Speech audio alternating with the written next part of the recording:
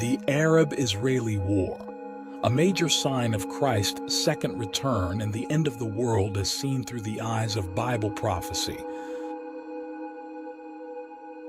The present is a time of overwhelming interest to all living. Rulers and statesmen, men who occupy positions of trust and authority, thinking men and women of all classes, have their attention fixed upon the events taking place about us. They are watching the strained, restless relations that exist among the nations. They observe the intensity that is taking possession of every earthly element, and they recognize that something great and decisive is about to take place, that the world is on the verge of a stupendous crisis. Ellen G. White, Education 179.5.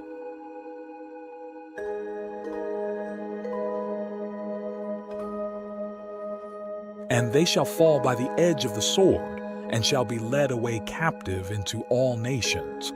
Jerusalem shall be trodden down of the Gentiles until the times of the Gentiles be fulfilled. And there shall be signs in the sun, and in the moon, and in the stars. And upon the earth distress of nations with perplexity, the sea and the waves roaring, men's hearts failing them for fear, and for looking after those things which are coming on the earth. For the powers of heaven shall be shaken, and then shall they see the Son of Man coming in a cloud with power and great glory. Luke 21, verse 24, 27. Firstly, we will give a short summary of what this video is all about. It is a message of warning to the Church of God and the belligerents of the warring nations of today who are contending for the control of Palestine. Also, a message of hope and comfort for their God-fearing citizen. In this video, we will endeavor to show from the sure word of prophecy God's agenda for the Holy Land, past, present, and future.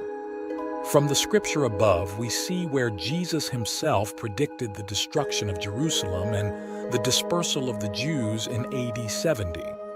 We see also that Jerusalem would then be occupied by Gentiles, but there is a limitation to this occupation until the times of the Gentiles be fulfilled. That time has now expired, and herein lies problem. Produce your cause, saith the Lord. Bring forth your strong reasons, saith the King of Jacob. Let them bring them forth, and show us what shall happen. Let them show the former things, what they be, that we may consider them and know the latter end of them, or declare us things for to come. Show the things that are to come hereafter, that we may know that ye are gods. Yea, do good or do evil, that we may be dismayed and behold it together. Isaiah 41, verse 21, 22. The prevailing expectation among churches today is that the next great prophetic event will be the institution of the Mark of the Beast system, with little attention being placed on the ongoing Arab-Israeli conflict. We show that this conflict will eventually one day evolve into World War III, in which the Arabs and their allies will rise against Israel, Zionist Jews, and their allies. The result of this war will have much to do with the U.S. economy and will influence its political system as the world phase into a one-world religion political commercial system. In this war, according to Zechariah 14, Israel and her allies, though seemingly much stronger, will be defeated. Israel will suffer what they are now inflicting on Gaza. God will then lay siege against the apparent victorious Arabs with a plague to eradicate them out of the land. None of the factions that are now aspiring to control Palestine will be able to do so because prophecy says God will miraculously intervene as in ancient time and take possession of the Holy Land. Unexpectedly, the God of Abraham will then fulfill his long-anticipated promise to restore the Holy Land to an Edenic state that will marvel the world like the dividing of the Red Sea. To this restored promised land, God will gather his Christian remnant of the scattered 12 tribes, not just Jews, from the four corners of the earth. Because of that manifestation, many heathen nations will turn to the true God of Abraham, and peace will reign in the Holy Land for a period of time just prior to Christ's second coming. Just as how pagan Rome was defeated militarily by barbarians and came back to power by resorting to a church and state system, papal, so America, the two-horned beast, after her military humiliation in the Middle East, will endeavor to recuperate by resorting to a church and state form of government, the mark of the beast system. Babylon the Great of Revelation 17.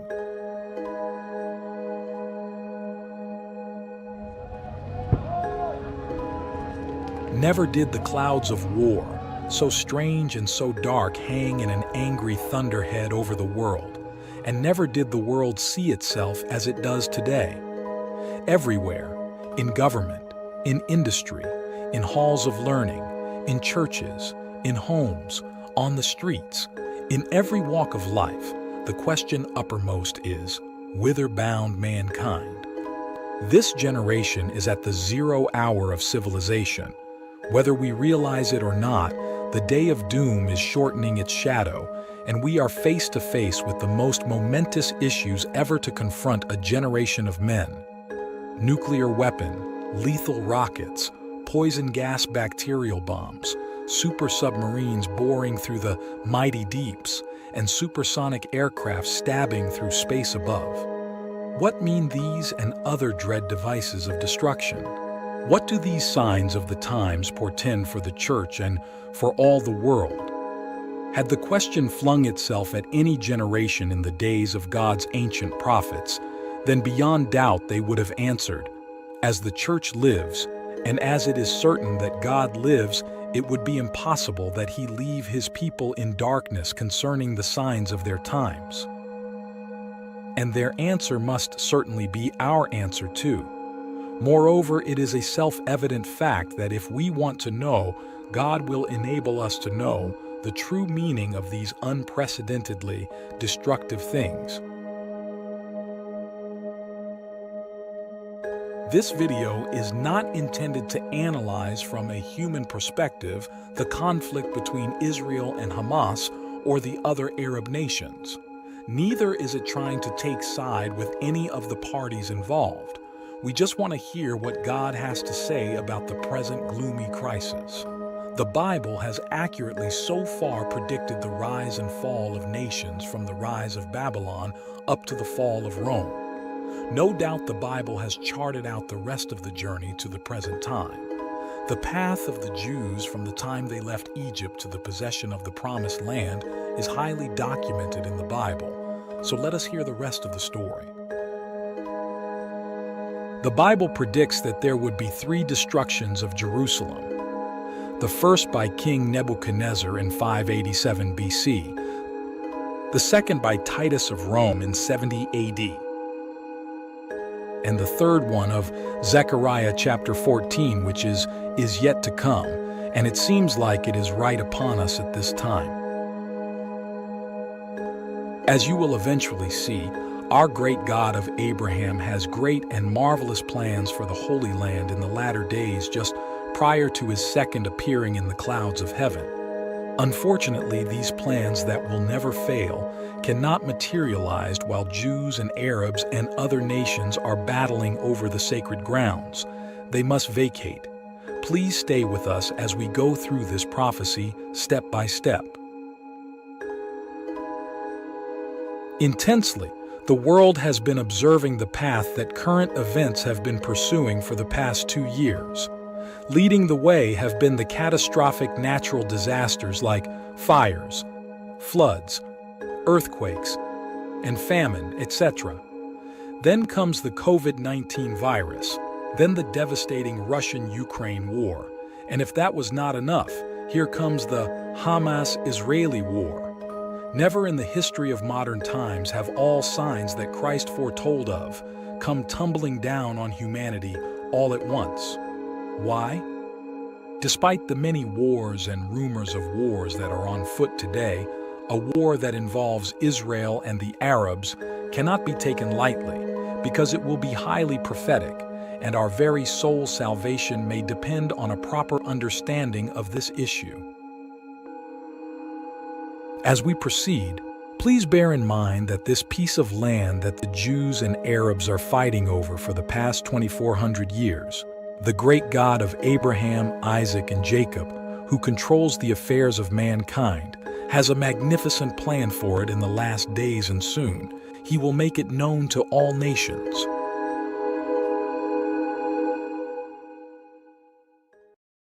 Jesus predicted the signs of his second coming.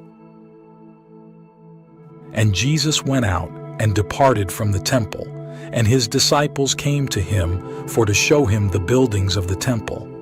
And Jesus said unto them, See ye not all these things? Verily I say unto you, there shall not be left here one stone upon another that shall not be thrown down. And as he sat upon the Mount of Olives, the disciples came unto him privately, saying, Tell us, when shall these things be? And what shall be the sign of thy coming, and of the end of the world? And Jesus answered and said unto them, Take heed that no man deceive you. For many shall come in my name, saying, I am Christ, and shall deceive many. And ye shall hear of wars and rumors of wars. See that ye be not troubled, for all these things must come to pass, but the end is not yet. For nation shall rise against nation, and kingdom against kingdom, and there shall be famines, and pestilences, and earthquakes in divers places. All these are the beginning of sorrows. Matthew 24, verse 1-8. The curse of God rest upon the Jews for crucifying the Messiah. And Pilate answered and said again unto them, What will ye then that I shall do unto him whom ye call the King of the Jews? And they cried out again, Crucify him. Then Pilate said unto them, Why, what evil hath he done? And they cried out the more exceedingly, Crucify him. Mark 15:12-14. When Pilate saw that he could prevail nothing, but that rather a tumult was made, he took water and washed his hands before the multitude, saying, I am innocent of the blood of this just person. See ye to it. Matthew 27:2. Then answered all the people and said, His blood be on us and on our children. Matthew 27:26. The times of the Gentiles has expired. For these are the days of vengeance, that all things which are written may be fulfilled. But woes unto them that are with child, and to them that give suck, in those days. For there shall be great distress in the land, and wrath upon this people. And they shall fall by the edge of the sword, and shall be led away captive into all nations. And Jerusalem shall be trodden down of the Gentiles, until the times of the Gentiles be fulfilled. See Romans 11:21-26. And there shall be signs in the sun, and in the moon, and in the stars, and upon the earth distress of nations with perplexity, the sea and the waves roaring, men's hearts failing them for fear, and for looking after those things which are coming on the earth. For the powers of heaven shall be shaken. And then shall they see the Son of Man coming in a cloud with power and great glory. Luke 21:22-27. Sad to say, the scriptures paint a very grim future for these non-Christian Zionist Jews now living in Palestine. Despite their claim of the Holy Land, their forefathers have charted out their unfortunate destiny. As far as God is concerned, according to Luke 21, Palestine, Jerusalem has been trodden down, occupied by Gentiles, non-Christian Jews, and Arabs for the past 2,000 years. The scripture is saying that there are limitations of this occupancy. The signs of the times have now declared that the time has finally arrived for both Jews and Arabs to vacate the land, because God has marvelous plans for the Holy Land, as we will see later. Seeing that they will not voluntarily cease their relentless fight for control of the Holy Land, God will permit the world war of Zechariah 14 to erupt in that region to destabilize them so he can proceed with his plan to restore the Holy Land.